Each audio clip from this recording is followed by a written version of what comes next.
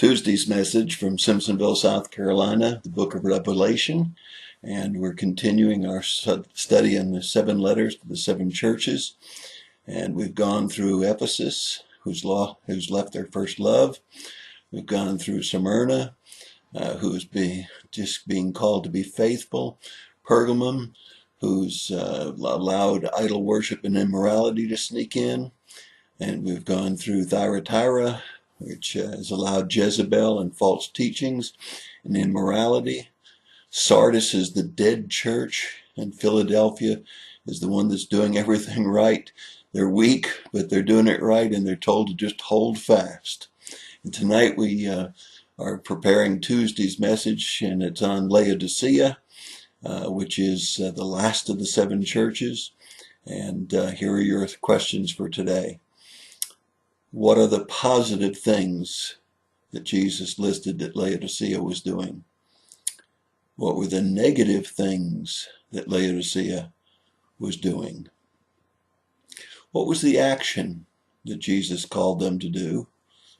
And what was the promise that was made if they would do them? Well, Laodicea is an interesting church because there are no positives listed. That's really a shame, isn't it? Because when there were positives, they were always listed. As a matter of fact, if you were to put this in the vernacular of today, Jesus said they were neither hot nor cold. He called them lukewarm. And he said, I just want to spew you out of my mouth. Now, if we were to put it in today's vernacular, that's probably, you're neither hot or cold, you make me sick. That's like coffee. I mean, coffee ought to either be iced coffee or it ought to be hot coffee. But when it's reached room temperature, when it's lukewarm, it kind of makes you sick when you try to drink it. That's what he said about Laodicea. And he said, you're wealthy in material things, but you're really poor.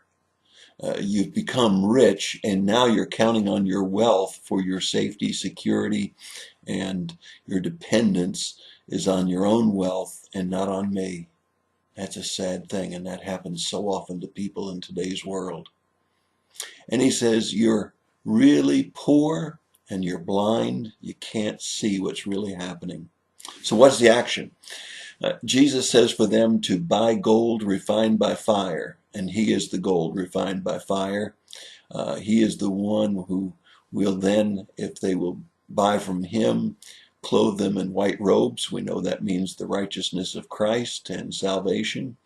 And they'll have salve for their eyes so that they can see again, so they can see what's really important and who they really ought to be depending upon. And then we come to the famous verse that all of us have probably memorized at some point in time in our Christian walk, and that is Revelation 3:20. Behold, I stand at the door and knock. If anyone hears my voice and opens the door, I will come in and sup with him and he with me. It's not a salvation verse, although a lot of us have used it for a salvation verse over the years.